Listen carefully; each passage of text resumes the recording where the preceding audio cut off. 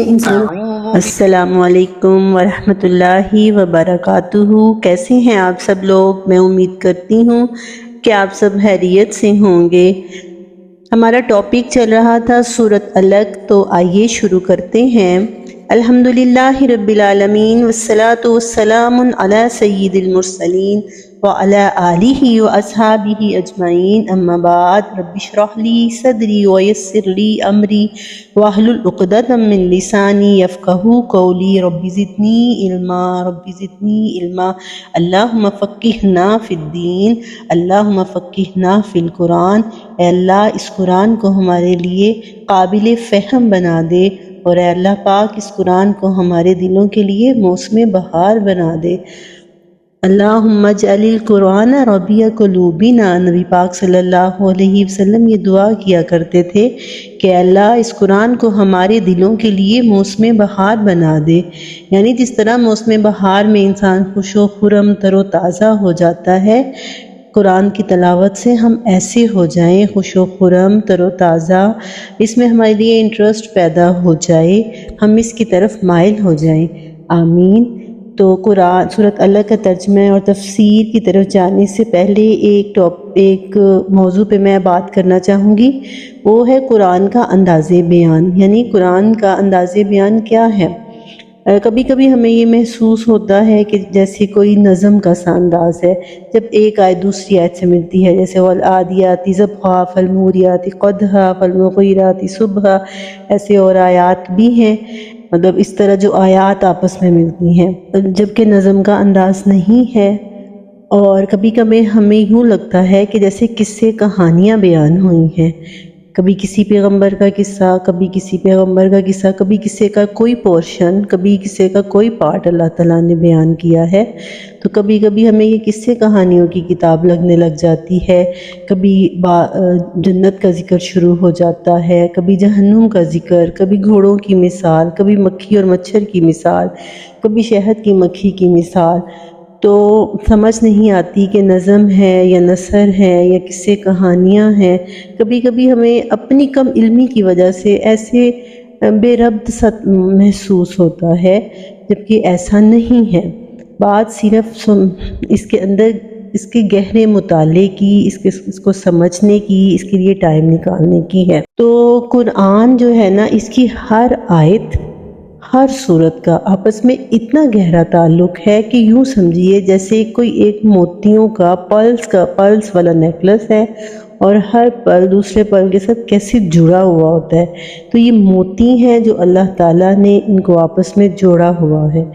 رابطہ کیسے تلاش کرنا ہے، ہمیں کیسے سمجھ آئے گی، اس کے لیے ہمیں اس کے ریفرنس ٹو دی کانٹیکسٹ میں جانے کی ضرورت ہوتی ہے، جس کے لیے ہم اس کا سیاق و سباق دیکھتے ہیں۔ ہم دیکھتے ہیں کہ آیا یہ صورت مکے میں نازل ہوئی، مدینے میں نازل ہوئی، وہ کون سے حالات تھے، کون سا وقت تھا، کیسے حالات درپیش تھے نبی پاک صلی اللہ علیہ وآلہ وسلم کو جب یہ صورت نازل ہوئی، کیونکہ جب یہ آیات نازل ہوئی یا پوری صورت نازل ہوئی، کیونکہ قرآن ایک ہی دفعہ میں نازل نہیں کیا گیا، بلکہ رسول اللہ صلی اللہ علیہ وسلم کی نبوت کے 21 سالوں میں یا 21 سال اور کچھ مہینوں میں پورا قرآن نازل کیا گیا، وقتاً فوقتاً، کیونکہ امپلیمنٹیشن کی بک ہے نا یہ، جس کو انسان نے اپنی لائف میں پریکٹیکلی کرنا ہے، امپلیمنٹ کرنا ہے۔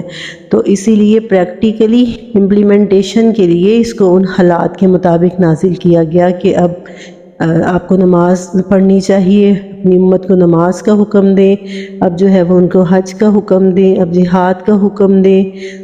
جب شروع میں جہاد کا حکم نہیں تھا، پھر جہاد کا حکم آیا۔ تو ٹاپک جو ہے وہ انسان ہے، ساری باتیں انسان کے گرد گھومتی ہیں۔ انسان کی فلاح کس کام میں ہے، انسان کا نقصان کس کام میں ہے، انسان کی ہدایت کس کام میں ہے، انسان کی گمراہی کا سبب بننے والے کام کون سے ہیں۔ اور اس ٹاپک کو مد نظر رکھتے ہوئے اللہ نے ایک مقرر، جو ایک ڈیبیٹ کرنے والا ہوتا ہے نا، ایک تقریر کرنے والا ایک مقرر جو ہوتا ہے، خطیب، ایک وائس، اللہ نے اس کا طریقہ اختیار کیا ہے۔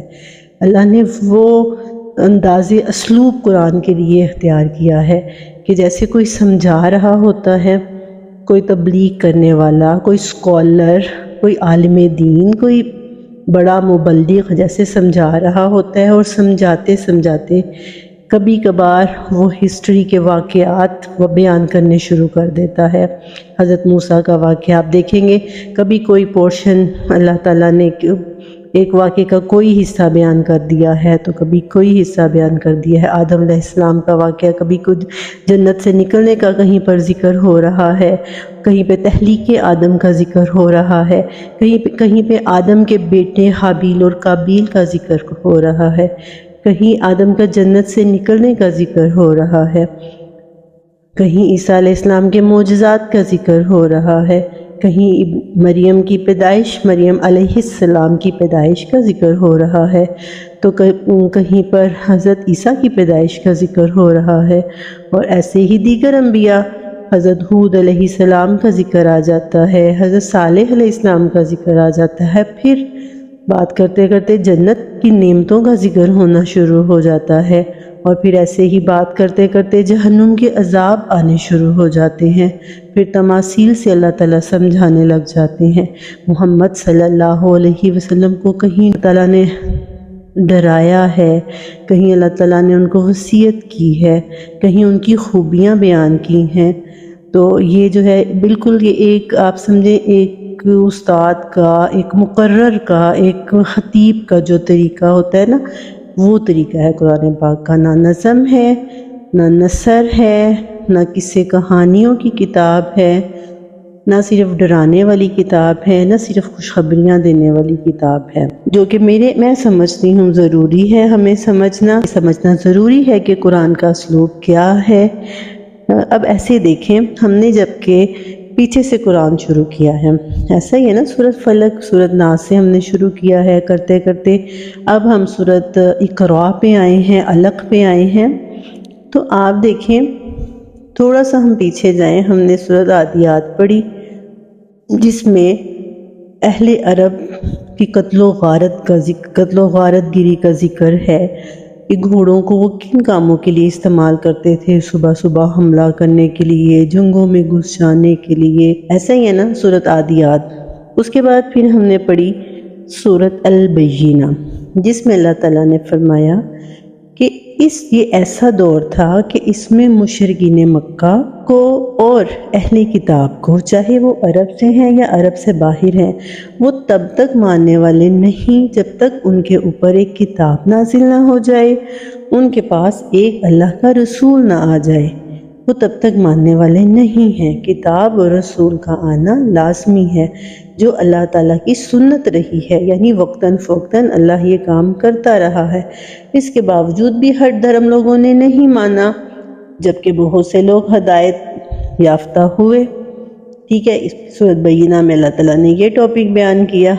پھر آگے اللہ تعالیٰ نے سورہ قدر میں بتایا کہ اللہ نے ایک کتاب نازل کی ہے، اور وہ اتنی بابرکت کتاب ہے کہ وہ کتاب جس رات میں نازل ہوئی ہے، اللہ تعالیٰ نے اس رات کو اس کتاب کی برکت سے 1000 مہینوں سے افضل قرار دے دیا ہے، اس رات کی عبادت کو، اس کتاب کی وجہ سے، کیونکہ وہ کتاب انسانیت کی تاریخ کا فیصلہ کرنے والی ہے، انسانوں کی تاریخ کو بدل کر رکھ دینے والی ہے۔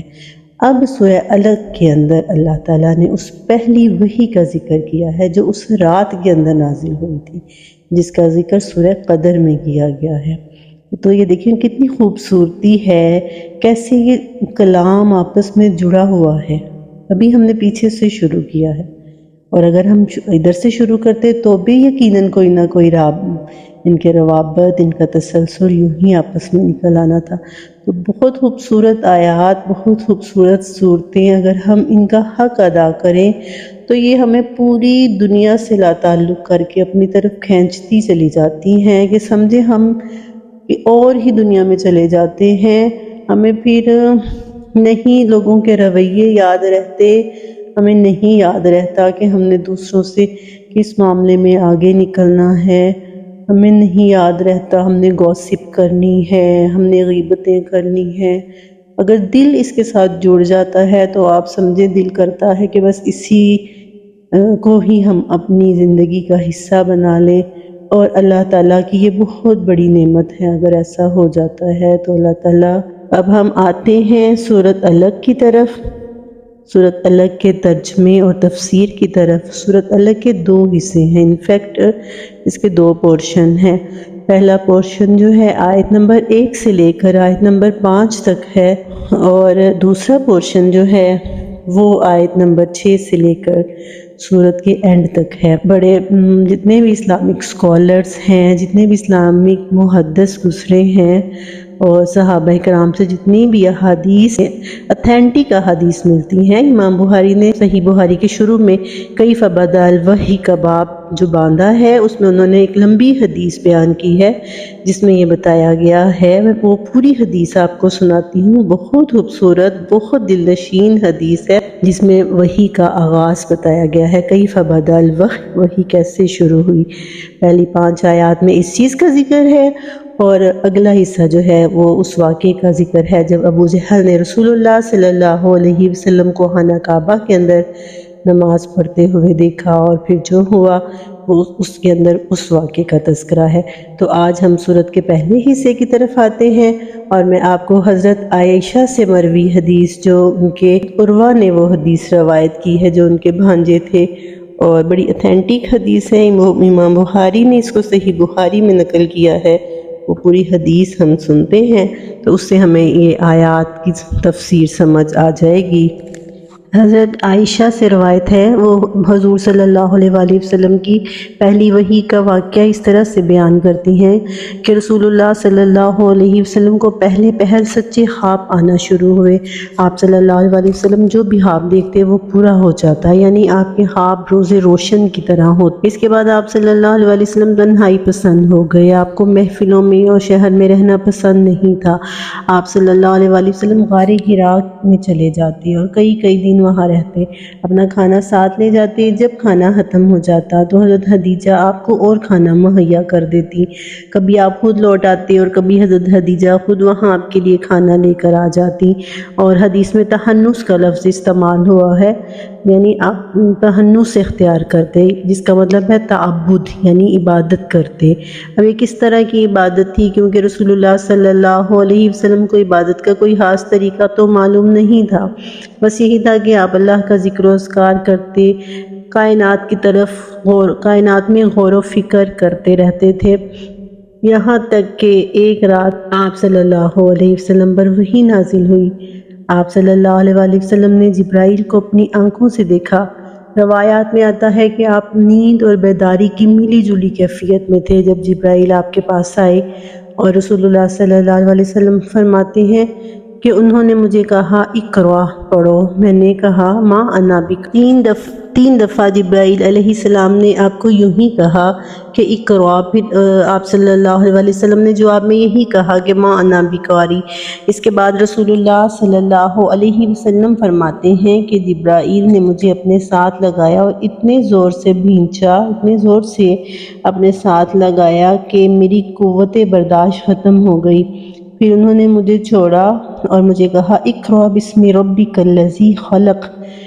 تو بہت سی روایات میں یہ ملتا ہے کہ شاید وہ لوہے قلم کی کوئی تختی تھی سونے کی جس پر یہ الفاظ لکھے ہوئے تھے، اور آپ صلی اللہ علیہ وسلم کو پڑھنے کا کہا جا رہا تھا۔ پھر جبرائیل علیہ السلام کے پیچھے پیچھے آپ صلی اللہ علیہ وسلم نے یہ الفاظ پڑھے، اقرأ بسم ربک الذی خلق، اقرأ وربک الاکرم الذی علم بالقلم علم الانسان ما لم یعلم، یہاں تک یہ الفاظ تھے۔ تب حضور صلی اللہ علیہ وسلم کانپتے ہوئے حضرت خدیجہ کے پاس تشریف لائے۔ آپ دیکھیں، جن لوگوں نے غار حرا دیکھا ہوا ہے وہ جانتے ہیں کہ کتنا کھٹن راستہ ہے اور کیسی ہے وہ جگہ۔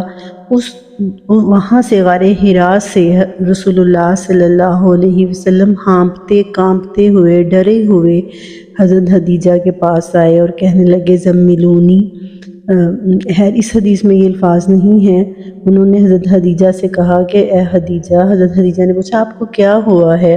تو آپ صلی اللہ علیہ وسلم کہنے لگے کہ مجھے تو اپنی جان کا ڈر ہے، مجھے لگتا ہے کہ مطلب مجھے اپنی جان کے ضائع ہونے کا ڈر ہے۔ انہوں نے سارا واقعہ بتایا تو حضرت خدیجہ نے جو مثالی الفاظ اس وقت کہے، اس حضور صلی اللہ علیہ وسلم کی ساری زندگی کی عکاسی کرتے ہیں، کیونکہ حضرت خدیجہ کی عمر اس وقت 55 سال تھی، آپ کی رفیقہ حیات تھیں اور ان سے بڑھ کے آپ کو کوئی نہیں جانتا تھا۔ وہ کہنے لگی کہ آپ کو اللہ کبھی ضائع نہیں کرے گا، آپ خوش ہو جائیے، یہ کوئی خوشی کی خبر ہے، اللہ آپ کو کبھی ضائع نہیں کرے گا۔ آپ رشتہ داروں سے نیک سلوک کرتے ہیں، آپ نے ہمیشہ سچ بولا ہے، بے سہارا لوگوں کا سہارا بنتے ہیں، یتیموں کا ماواں ہیں، مہمان نوازی کرتے ہیں، نیک کاموں میں آپ مدد کرتے ہیں، اسی لیے اللہ آپ کو کبھی ضائع نہیں کرے گا۔ پھر وہ آپ کو اپنے چچا زاد بھائی ورقہ بن نوفل، جو کہ یہودی کتب کے عالم، تورات کے عالم تھے، وہ حضرت خدیجہ ان کے پاس لے کر آئیں تو انہوں نے کہا، بھتیجے مجھے بتاؤ تم نے کیا دیکھا ہے؟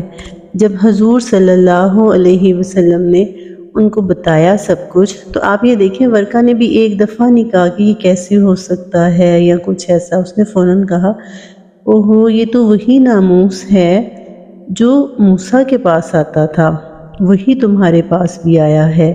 یعنی وہ بھی جانتے تھے کہ آپ کس قدر اعلیٰ شخصیت کے مالک ہیں، آپ کے ساتھ ایسا ہو سکتا ہے، آپ اللہ کے رسول ہو سکتے ہیں۔ کہنے لگے کہ یہ تو وہی ناموس ہے جو موسیٰ پر وحی لاتا تھا، اے محمد کاش اس وقت میرے جسم میں جان ہوتی، میں تمہارا ساتھ دیتا، میں اس وقت تمہارا ساتھ دیتا جب تمہاری امت تمہیں یہاں سے نکال دے گی، تمہارے شہر مکہ سے نکال دے گی۔ تو رسول اللہ صلی اللہ علیہ وسلم اس بات پر پریشان ہوئے، کہنے لگے کیا یہ لوگ مجھے یہاں سے نکال دیں گے؟ کیا ایسا بھی ہوگا؟ تو ورقہ بن نوفل کہنے لگا کہ ہاں، آپ سے پہلے جو بھی نبی آیا ہے، جو بھی یہ پیغام رسالت لے کر آیا ہے، اس کے ساتھ ایسا ہی ہوتا رہا ہے۔ اور ورقہ کہنے لگے کاش میں اس وقت کو پا لیتا تو میں آپ کا ساتھ دیتا۔ تو یہ تھے پہلی وحی کے الفاظ۔ آپ یہ دیکھیے کہ رسول اللہ صلی اللہ علیہ وسلم کی شخصیت کتنی کامل تھی، اور اس سے ایک بات یہ بھی پتہ چلتی ہے کہ حضور صلی اللہ علیہ وسلم کس قدر ناواقف تھے کہ ان کے ساتھ کیا ہونے والا ہے۔ اور کسی نے بھی، حضرت خدیجہ نے، ورقہ بن نوفل نے، یا آپ کی قوم کے کسی بھی بندے نے آپ کو یہ نہیں کہا کہ ہم جانتے ہیں کہ تم وہاں یہی طلب کرنے جاتے تھے، یا تم تو نبوت کے طالب تھے، یا تم ایسی کوئی بات نہیں کہی، کیونکہ آپ صلی اللہ علیہ وسلم کی شخصیت اتنی پسندیدہ شخصیت اور مکمل شخصیت تھی کہ صرف تعصب اور ہٹ درمی کے سوا انکار کی اور کوئی وجہ نہیں تھی۔ اقرا پڑھو باسمی نام لے کر، ربک الذی، اپنے اس رب کا، خلق جس نے پیدا کیا، اپنے رب کے نام سے پڑھو جس نے پیدا کیا، جس سے یہ بات پتہ چلتی ہے کہ نبی پاک صلی اللہ علیہ وسلم رب سے واقف تھے، انہیں یہ بتانے کی ضرورت پیش نہیں آئی کہ تمہارا رب کون ہے۔ اور پھر آگے کہا، وہ رب خلق جس نے پیدا کیا، تمام محلوقات کے ساتھ ساتھ انسان کو بھی اس نے پیدا کیا۔ فرمایا خلق الانسان، اس نے انسان کو پیدا کیا، من علق، مٹی سے، یعنی مٹی جیسی حقیر چیز سے اللہ نے اسے پیدا کیا۔ اقرا، اور اس کو کہا پڑھو، وربک الاکرم، تمہارا رب بہت عزت والا ہے، تمہارا رب بہت بزرگی والا ہے۔ الذی، وہ رب، علم بالقلم، جس نے تمہیں قلم کے ذریعے سکھایا، یعنی قلم کے ذریعے سے اس نے تمہیں پڑھنا بھی سکھایا اور پھر لکھنا بھی سکھایا، اور تعلیم کے ذریعے سے اس نے ایک حقیر چیز مٹی سے تمہیں وجود میں لایا، مٹی سے تمہیں بنایا، پیدا کیا، اور پھر قلم کے ذریعے علم سکھا کر تمہیں افضل البشر بنا دیا، افضل المخلوقات بنا دیا، تمام محلوقات میں تمہیں افضل بنا دیا۔ علم الانسان ما لم یعلم، اللہ نے انسان کو وہ کچھ سکھایا جو وہ نہیں جانتا تھا۔ علم کے ذریعے اللہ تعالیٰ نے انسان کو تمام محلوقات پر فوقیت دی، اور پھر قلم کے ذریعے اللہ تعالیٰ نے جو انسان کو علم سکھایا ہے، تو قلم ایسی چیز ہے جو جس نے آج تک تمام معلومات کو، تمام علوم کو، ساری ہسٹری کو، ہر چیز کو محفوظ رکھا، ایون کہ قرآن پاک کو بھی قلم کے ذریعے سے اللہ تعالیٰ نے محفوظ رکھا ہوا ہے، اگرچہ انسانی سینوں پر بھی محفوظ رہا لیکن بذریعہ قلم یہ محفوظ رہا اور آج تک محفوظ ہے۔ اور ایسے ہی دنیا کے وجود میں آنے سے لے کر آج تک جتنا علم انسانوں تک پہنچا ہے وہ اس قلم کے ذریعے سے پہنچا ہے۔ بہت سے علماء یا مفسرین قلم سے مراد یہاں پر فرشتہ یا جبرائیل کو بھی لیتے ہیں، لیکن یہاں پر میں یہ سمجھی ہوں کہ قلم سے مراد قلم ہی ہے جس سے اللہ تعالیٰ نے انسان کو تمام علوم سکھائے۔ جی تو یہ ہیں پہلی وحی کی پہلی 6 آیات جن میں اللہ تعالیٰ نے انسان کے اشرف المخلوقات ہونے کی وجہ بتائی ہے۔ اب اگلا حصہ جو ہے اس پر ہم انشاءاللہ العزیز کل بات کریں گے۔ بہت امید کرتی ہوں کہ آپ کو سمجھ آئی ہوگی۔ مجھے کومنٹ باکس میں اپنی آراء سے ضرور آگاہ کیا کرے۔ اللہ تعالیٰ سے یہ دعا ہے کہ وہ ہمیں سمجھنے اور عمل کرنے کی توفیق عطا فرمائے۔ آمین۔ وآخر دعوانا ان الحمد للہ رب العالمین۔